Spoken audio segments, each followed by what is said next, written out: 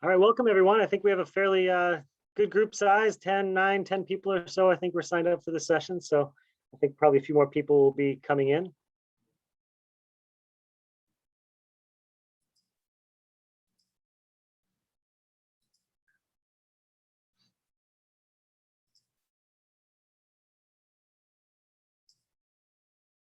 So Abby, I'll defer to you, I guess, on when you think it looks good to proceed based on what you're seeing in the weight room.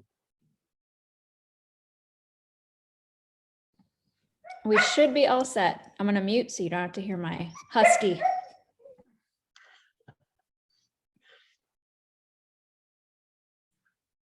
Okay, well, welcome everybody. I'm excited to be here. My name is Brian Tinger, coming from New England Biolabs.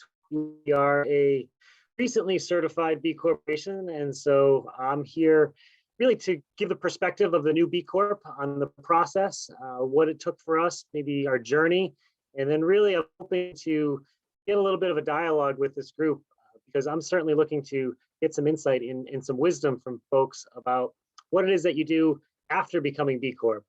Once that has happened, how your organizations maybe have organized it, who's been responsible for the various recertification process. And so we can have a discussion just about that sense of being a new B Corp, what it means and how to continue along that path.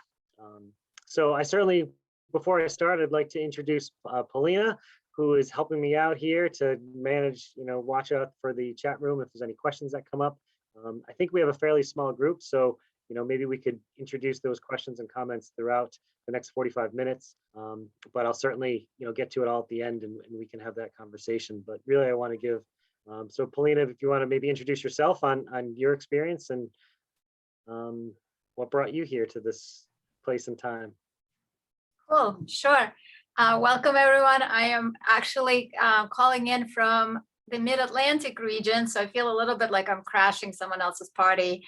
But I have been asked to and paired up with Brian, I think because my company RoundPeg had certified back in 2012. So we are in the midst of our third recertification. And since 2012, I've been a B Corp ambassador, B Corp membership chair for B Local Mid-Atlantic. And now I'm very involved with the political advocacy group of We the Change contingent of the B Corp movement. So I think Brian has kind of a new perspective and a bio perspective, and I come from a different some institutional knowledge, I guess. And during the pandemic, myself and two other friends that I've met through the B Corp community started a new venture called Unit, and we're building a platform that helps to measure and track environmental, social impacts, and then use that data to create impact reports that are much more affordable that you get when you hire an agency. So that's something we're working on, and it couldn't have happened without conversations and friends I've made through the B Corp community. And in my day job, I probably should have led with that, but in my day job, I am a founder and creative director of RoundPeg, and it's a creative agency based in Washington, DC, that works with purpose-driven organizations on branding, advocacy campaigns, and impact reporting. And with that, I am thrilled to be here and happy to help facilitate any questions. I know some people in the group today who have a lot of experience as well. Shout out to Flip, and let's get started. He's a coworker of mine and partner in crime, helping New England Biolabs through environmental initiatives and B Corp status. And I also see a friend, Reka, who I know from other parts of life. So it's good to see you here too. So let me share my screen and I'll start going through a few slides.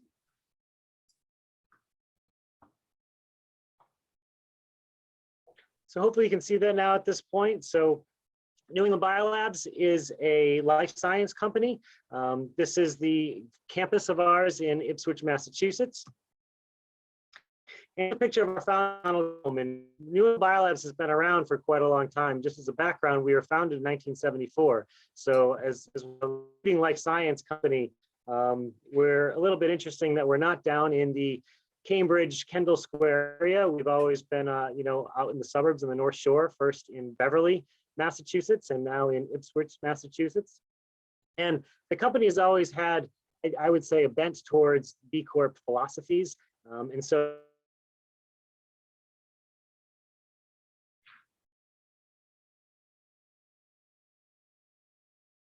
Brian, I think you froze. to that B Corp certification. So really our philosophy comes down to three words: passion, humility, and being genuine. And so these are aspects that are very, you know, part and parcel to the New England Biolabs experience. And we've got a long history of being a part of an active part of the community, giving back to employees through generous benefits and profit sharing programs. That's really one of the hallmarks of New England Biolabs, and an aspect that we scored very heavily on in the B Corp process. So here's a map just to see where we are location wise. You know, a couple of facilities spread around the North Shore with both Beverly, Ipswich, and Rowley. All of our products are manufactured here in Ipswich and Rowley. They're manufactured here in the US and then distributed all over the world. So we have a biological process, and the products that we produce is something I'll get into in a little bit. As you talk about humility, this is the sign outside of our main campus. As you can see, not very flashy, just a very subtle, humble place. You would drive by our campus and not really know it's there because it's hidden, tucked behind some woods and some hills. And it's kind of a bucolic atmosphere up here on the North Shore. Here's some other pictures of that main lab building, you know, certainly state of the art. We moved to this facility back in 2000. I've only been here about 15, 16 years, and also the inside of that facility as well here in Ipswich. Also have a large campus, some historical properties. The property actually used to be a mansion that was built in the early 1890s or so, which now we house our industry building, so finance, accounting, marketing, IT, things like that are in the mansion building, where obviously the main lab building is much more of the science driven, all of our research, all of our product development, and all of our manufacturing taking place in the more modern building. Just an overview of the business. When it comes to our customers, we're really selling mainly to academic institutions, you know, universities, hospitals, research institutes around the US and around the world, actually, as well as biotech industry, you know, pharma. So our products are not necessarily FDA. We are not a company that is seeking to create new pharmaceutical products or therapeutics, but we make tools. So as this shows, it's the tools of molecular biology that we help enable other science and to promote science to enhance the human experience and enhance further research. And so researchers use our products to do that basic molecular biology research on DNA, to answer some questions and trying to find solutions to problems, whether it be you know, cancer, vaccine treatment, you know, diagnostic tools. Our tools help enable other companies and other scientists across the research community to further and advance. And so we're constantly promoting and creating new products that will help further that science, so that others can really take it and help do better things with what we know what to do. We know how to make these tools in a very high quality and specific way. Just a quick glance. So we have 45 years of experience in this. You know, New England Biolabs is not you know, an upstart, you know, new company. We've been around for quite a long time, been in this space, know how to do it, have a lot of experience, and just have really a steady growth mindset of growing organically and trying to keep furthering the research. It really has research at the heart of its mission to make sure that what we do and the products that we create are valuable to scientists, because if we don't create good products, then it means science is not advanced. And so we really feel a responsibility to help others kind of push the envelope and enable science to do better and bigger things. So a number of different applications, molecular biology, you know, next generation sequencing, gene editing, all that, all those aspects are part of our expertise. We are a privately held company with a significant ESOP ownership. So certainly that helps with a lot of the B Corp points, being 30% owned by the employees through that employee stock ownership plan is the mechanism that we use to really engage employees and have a lot of long tenured employees. Really, a career at New England Biolabs is a long-term vision through all of our benefits and certainly through that ESOP ownership, which is where we scored very high along the B Corp certification process. Here's a quick look at the products in terms of we are selling. Looked at it, it's a bit of liquid in a tube, but that liquid in the tube is the enzymes that influence reaction at the DNA molecular level. So a large catalog of products that we're shipping out, as I said, all over the US and all over the world. We have some challenges certainly because all of our products must be cold chain.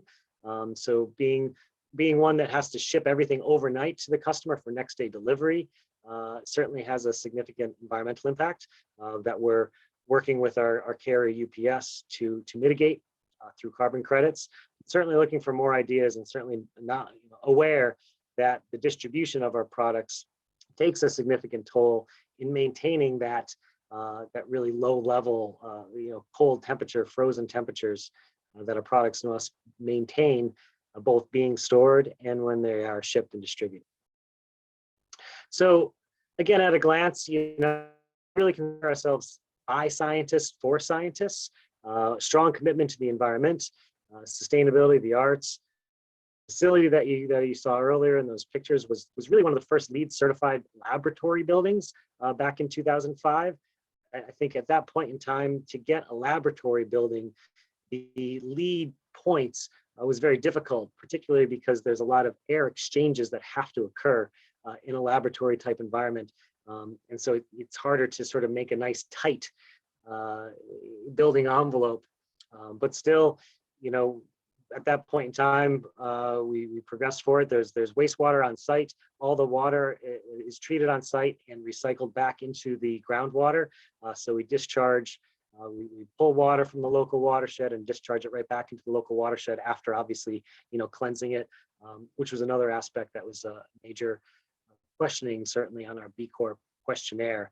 A lot of questions about waste, a lot of questions certainly about water. And we're proud that we with what we do and how we treat and discharge the water that gets consumed on site. Certainly recycling program, solar panels, a lot of donations and charitable work through our NEB Foundation. We are a global supplier, as I was saying earlier, extensive network. When you look at the globe, we really have a presence with subsidiaries, across North America, Europe, and the Asian Pacific region. If we don't have a direct subsidiary, we're distributing through distributors. So certainly a wide range and reach. And our reputation is really being a partner with the scientists. All of our employees take tech service calls, all of our science employees. So when there's calls from customers, someone's not just routed to a certain department to answer those questions. Every employee who's on the bench takes a turn at answering those customer questions, which again is a big factor in being engaged with our customers. Here's a bit of a timeline, certainly from 1974, all the way through the present, certainly highlighting that B Corp certification, which really took about 2 years. And it was really instigated when we were putting up our solar panels on site. The company who put those solar panels up was called Sunbug Solar, a local company based in Arlington. And they had just gained B Corp certification, and they made a big announcement promoting B Corp, and that started generating some questions internally to see, what exactly is this B Corp, and is that something that New England Biolabs could pursue? So that was really what I would say instigated our curiosity into exploring the B Corp certification. That led to us obviously, filling out the certifications, tweaking a couple of parts of our operations, but it really wasn't something that we had to drastically overhaul to gain the certification.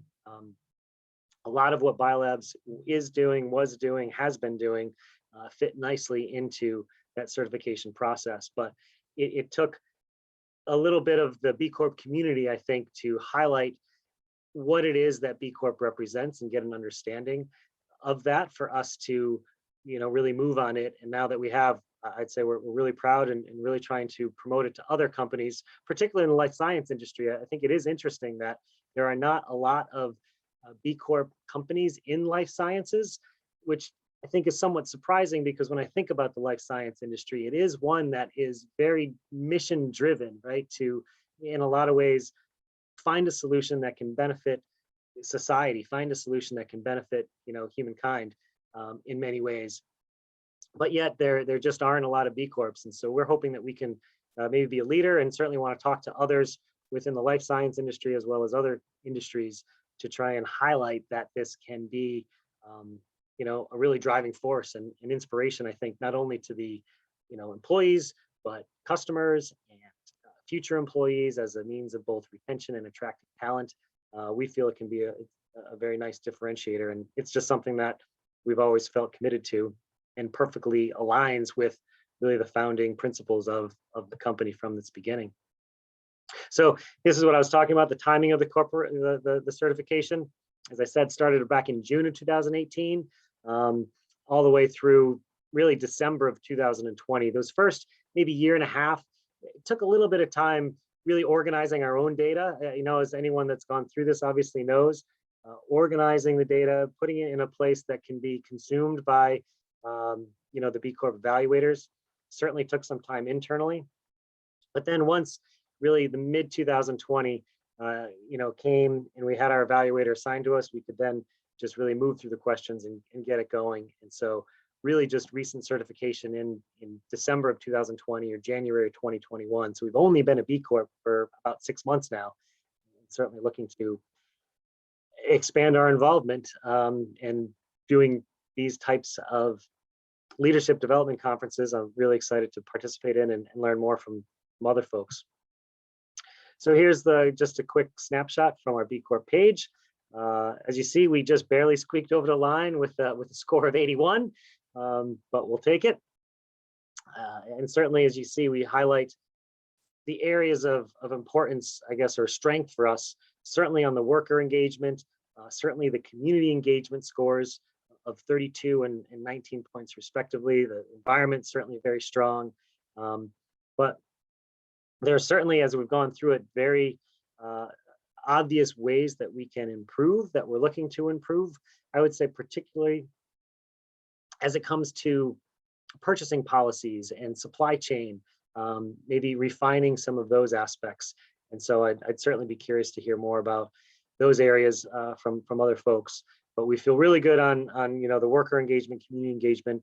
I know there's more that we can do on the environment, and I know there's more that we can do really cleansing supply chain, if you will, to try and promote those B Corp values to other stakeholders, vendors that I think we can have influence over to move them in a better position, that closely aligns with our philosophies. Some of the specific considerations that came up, I mean, I know every company and every individual is different. Certainly being a manufacturing entity, the questionnaires are vastly different from, service related entities, excuse me, or maybe financial firms. But there was significant emphasis on our facility, the facility operations, the waste stream, the water, electricity generation, what we're doing, what we have for baselines. Some of the data that we have didn't really have great baselines that we could earn points to show that we had either reduced or improved in the last 12 months or 24 months. So hopefully upon recertification, we can build that benchmark data to be able to answer some of those questions a little bit better. Certainly the first time through that assessment, there is not a lot of historical information that we could really point to, but now that we can start building that historical information, it should give us in a better spot. There were significant discussions about GMOs, and this is one aspect that really impressed me, honestly, about B Corp, in really exploring genetically modified organisms, because at New England Biolabs, we are cloning we're optimizing, certain enzymes that occur naturally, in nature, and optimizing them to perform a specific task and purifying them so they can be the absolute purest and best way that can be used as a tool for scientists. And so the conversation with B Corp about GMOs, which certainly can be a controversial topic, was really one that I think we could get behind, because the B Corp, it's not necessarily anti-GMOs. It's more squarely in the promotion of GMOs to enable better science and more the democratization of GMOs, so that that science and that technology can be used for all to benefit, as for the benefit of all, as opposed to just for the benefit of the few. And I was really impressed, I think, at how much thought it appeared that B Corp really put into the questions around GMOs, to engage a company like us and really get at the core of it to, as I said, promote the democratization of GMOs, that technology can be available to others throughout the globe, as opposed to just the developed nations or other things. And so that was a topic that I was very impressed about how much deep thought was really put into, and it certainly is something that's squarely New England Biolabs not bumped up against, but just kind of brushed around and really had to discuss and get a good understanding and convey, how we interact with that topic. And also had significant questions about bioethics. Excuse me, certainly many valid concerns about, with the advancement of science and the advancement of the technologies, what it is that New England Biolabs does. Do we, screen, things that we do to sort of screen customers and make sure that our customers are using our products in a regulated fashion, right? And are doing things in a way that is within the boundaries of ethics. And so we do have some controls in place to monitor that. And that was some interesting conversations, I think, with B Corps around the bioethics and how our company's policies, procedures, statements are in alignment with B Corp philosophies as well. And so now here we get to, I'd say, with that background of where we've come from. I really would like to hear from some of you folks and maybe hear some of your experiences. What I'm really curious about is something that we're going to struggle with, I think, is managing the recertification process. I've been talking to Polina about it, and it sounds like everyone might have similar, not difficulties, but just challenges, right? And about that, when that recertification process comes up, really being prepared for it. And I would love to hear folks that may have gone through that recertification, what you've done in the meantime to prepare for it. Because for us, obviously, it's 2 years away. So now's the time for us to plan, as opposed to being reactionary 2 years down the road when that time comes. I'm also curious about, within your organizations, where does the responsibility lie? Do you find it, sitting squarely within HR or finance or facilities or marketing or even somewhere else? If you maybe have, sustainability internally at Biolabs, we don't have a sustainable position. It's more of a sort of responsibility of all, and kind of a volunteer basis of different employees stepping up, introduce different ideas or initiatives. But I'm certainly curious to see how that's worked out in other places. And certainly here, if there's advice about recertification, always looking for advice on carbon offsets, carbon credits.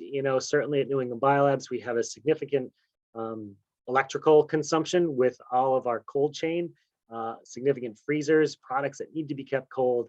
And so we've made some nibbles at carbon offsets and trying to really weave our way and understand that market a little bit better. But certainly curious to find, we want to make sure that whatever we do it's doing it the right way and not just throwing money at the problem, that we can, that whatever we do in that capacity, we can feel good that it's truly making a difference and not just kind of going into a black hole of carbon offsets that you can't really kind of get your hands around or be proud of. So I think that's, that's my last slide, but I'll back up and leave it here and open it up, I suppose, to questions or comments. Or are there any questions that came up along the way, Polina?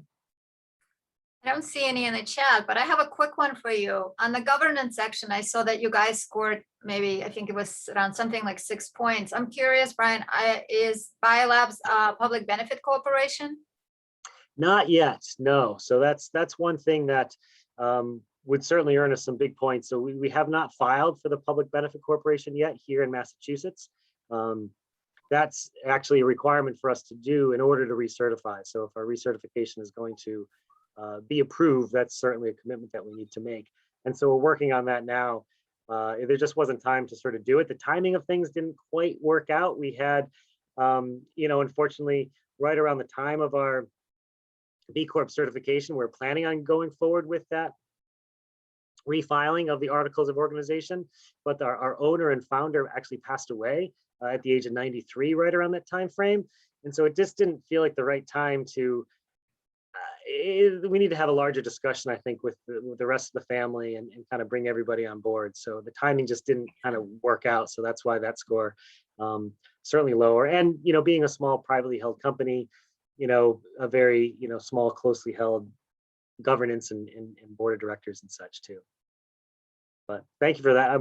I think other people have probably, I'm assuming anyone that's been a B Corp for more than 2 years has now refiled as a certified B Corporation with their respective Secretary of State. As my understanding, that's a requirement for that first recertification. Well, unfortunately, it's not available in every state of the union, but it is available in, I think, 6 states. So all the B Corps in North Carolina, that's not even an option for them. So it's still a little bit state by state. Yeah. Internationally too, I assume it must be a little bit more, because I actually had an inquiry from a company based in Canada, and I think my understanding is that it might not be available in all provinces in Canada as well. So that requirement is flexible based on where you're located, right? Yeah. British Columbia, I think, is the only province in Canada that has the legislature on the books. Yeah. Okay. Now, obviously, you are right in Maryland. Maryland's, I think, one of the states that has that legislation. We're very proud of our little state, because Maryland was the very first state in the union to adopt this legislature. So closely working with Biolabs to get it passed. But yes. Okay. No, that's a big deal. That's great. Anyway, Flip, go. Well, I'll share some experiences. Like Polina, I was certified actually in February of 2012, and used to be you had to get recertified every 2 years. Now it's every 3 years. So I've been through 3 recertifications, and I'm a solo, so I get 0 points in the worker category. And so that makes it a little more of a challenge. And I have to delegate this whole process to my director of certification, which is also the same person who's my CFO and sales manager. And, it's me. It's you, yeah. So it's always daunting, the recertification. And then we're on version 6 of the BIA, so they continue to make improvements. There are now over 80 versions of the BIA. So if you're just starting out, you want to make sure that you connect with the right one. I also had the unique pleasure and privilege of working inside B-Lab as a client of mine, and specifically working with the standards team, coaching their emerging leaders and facilitating their team alignment. So, I have the inside perspective as well. And so a couple tips. One is that you're going to use the data, like I will come up for my 4th recertification next August. So this is my data year.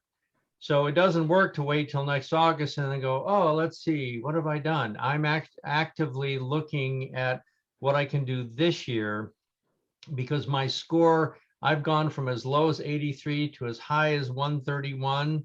And then I went back to 109. And so I want to get back up to 130. So, I'm actively trying to see what I can do this year to improve my score. I think that the areas that I was able to really pay attention to is the percentage of charitable giving and the pro bono services, and making sure that I documented that. I love that old joke of if you do work and you know you're not going to get paid, it's called pro bono. If you do work thinking you're going to get paid and you don't, it's called amateur bono. So but because I would give all sorts of free consultations and never document it. And then I was like, oh, rats, so I'm trying to do a better job in that. There is an organization called Climate Neutral, which offers a climate neutral certification. You don't have to do their certification, but it's an interesting place. I'll put the URL in the chat in a minute, but they have a whole methodology for determining your climate impact. And then, I think that being part of the Beehive, which is the online, it's built on a Salesforce platform, so it's kind of clunky and funky, but there are forums in there about certification, and you can pose questions and fellow B Corps will answer. So that's a place to connect and get some tips. I'm glad you brought that up, Flip. Sorry to interrupt, because I definitely have been confused about the Beehive. I've seen it, I kind of logged in, but then I kind of got a little overwhelmed and wasn't really sure, how to navigate. So is that a resource that you dive into often or around recertification time or so? Yeah, no, well, there's actually, I think there's over 80 active groups. Certainly there's a group for women CEOs. There's various regional groups. There are people who are interested in B2B, B2C, B Corp marketing. So there's really a lot of potential connections in there. It just takes some time to go in and explore the various groups. I believe it's an underutilized resource in our community.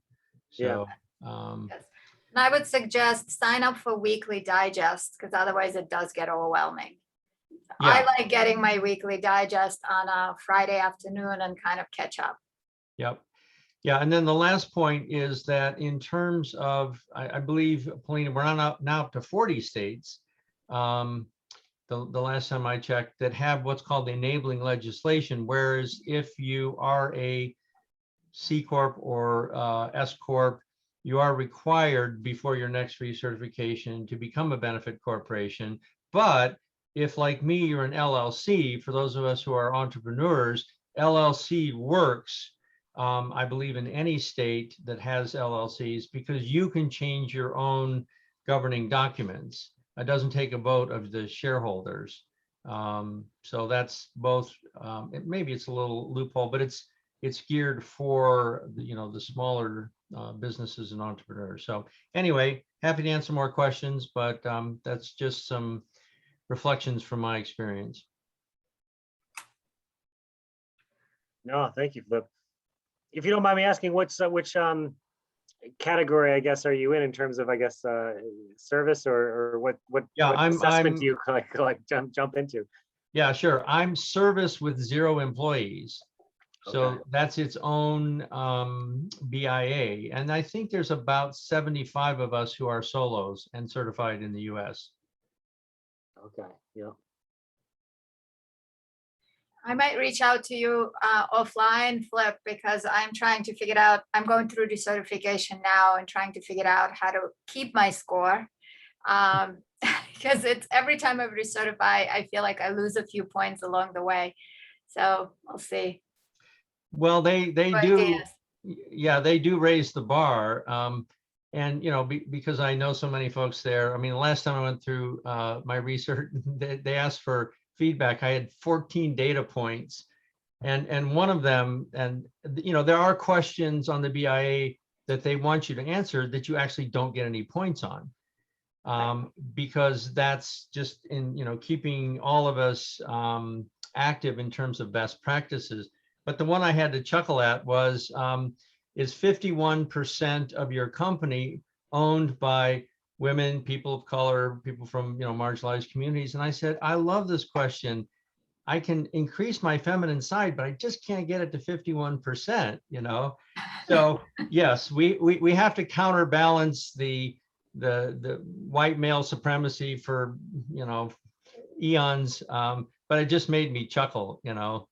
That You know, there's a little bit of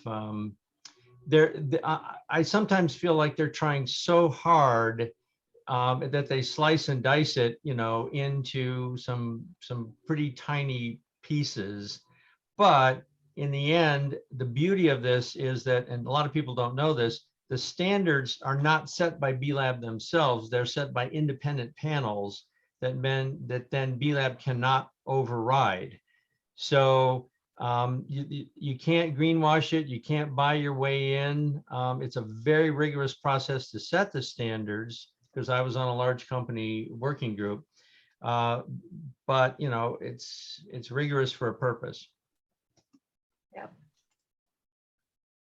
Yeah, that's my experience too. They're definitely looking at other standards and not making it up on their own, right? Going off of, you know, UN protocols, or that's what we bumped up to a lot, you know, various UN sustainable initiatives or other organizations that kind of have their own listing of items or so, itemizations. Yep. Yeah.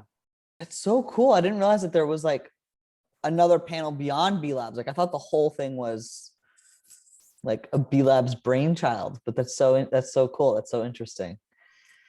Well, yeah, because you don't want the people that are setting the standards to not have real world experience. So when I served on the large company working standards group, there were, I think, 12 of us. We met for 10 months.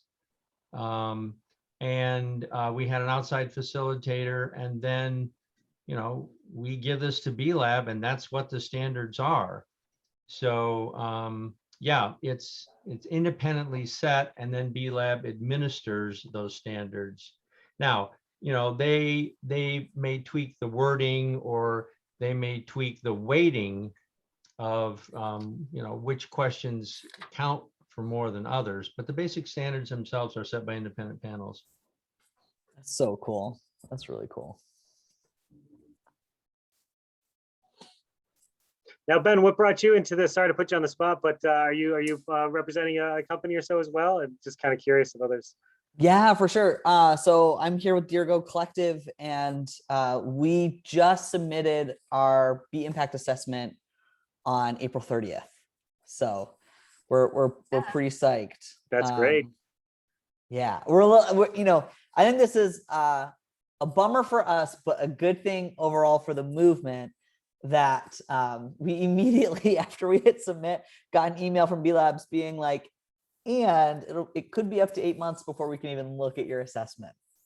So we're like, oh, you know, we're all excited and ready to go, but also it's a good thing because it means a lot of people are applying, and B-Labs has their hands full, which is great because that's what we want. We want businesses to be motivated to be better. So yeah, last year, because of the pandemic, they anticipated that there would be a 20% drop in requests for certifications, because they thought, you know, businesses would be reduced volume. They had a 30% increase. And wow. it takes at least 3 months to train a standards analyst.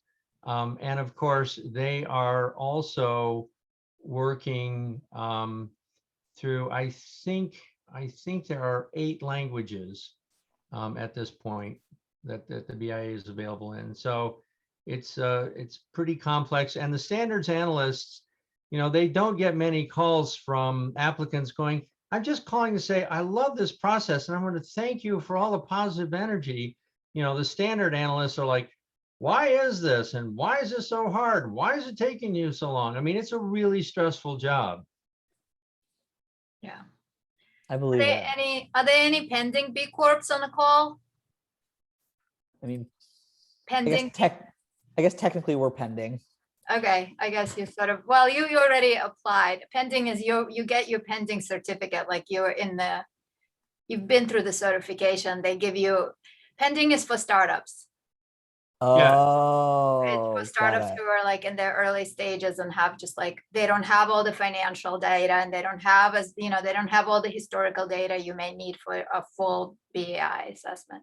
Yeah, you have to have been in business for a full year before they will give you the certification. Right, but you know, that's it. Okay, cool. Just wanted to ask because I know that's a kind of a different experience also.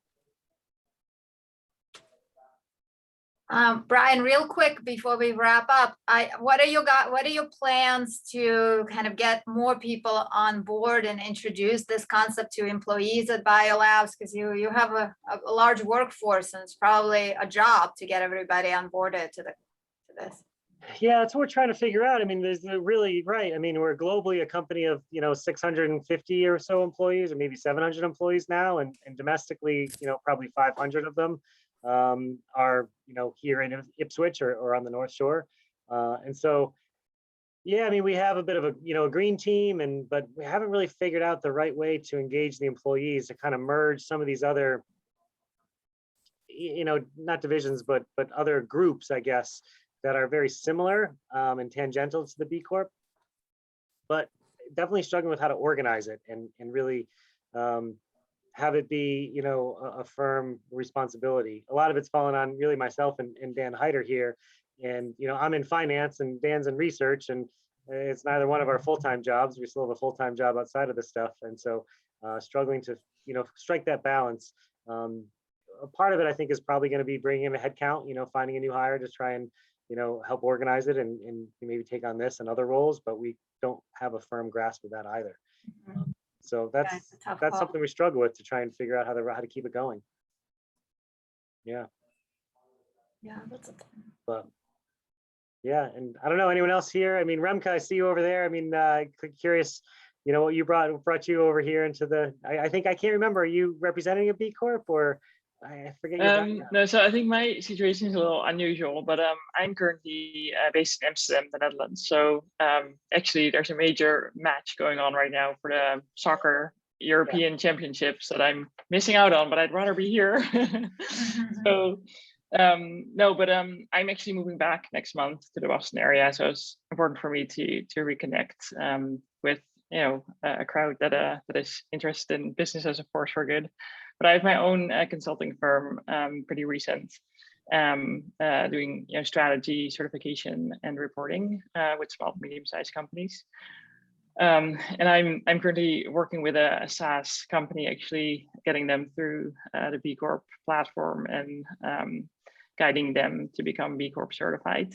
Biolabs Europe is based here in Amsterdam too, and actually in this past March, I did a B Leader course with them. So it's 4 days where 40 people from all over Europe and Asia were on this course, and basically, guiding us through all the ins and outs of B Corp certification. It was really well done, actually, in a very energetic group. So that was good.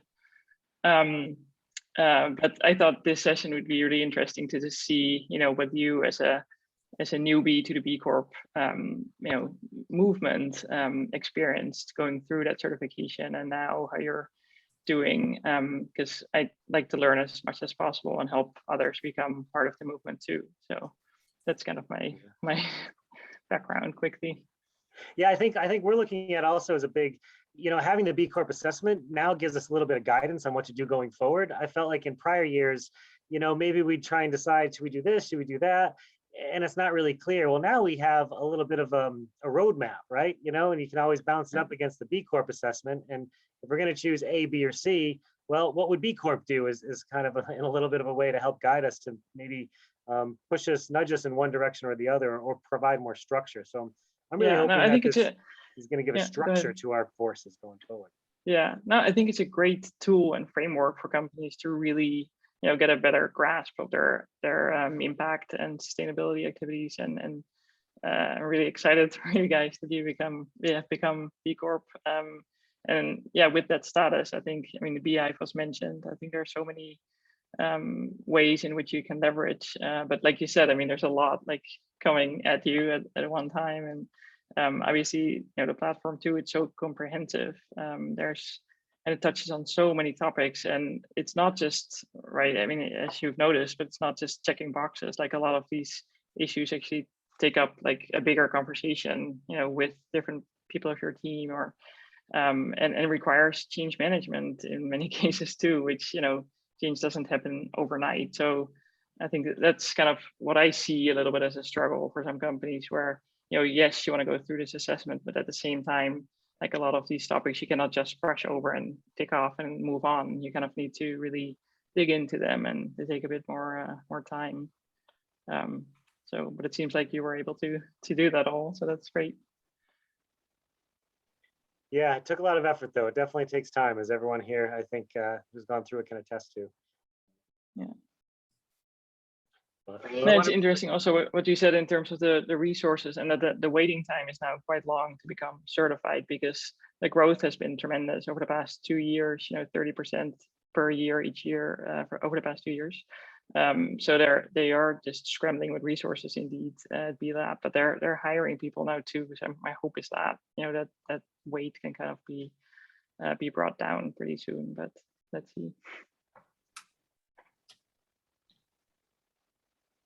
This is a topic I think we're gonna all who in the community can talk about for hours, because there's just so much to cover.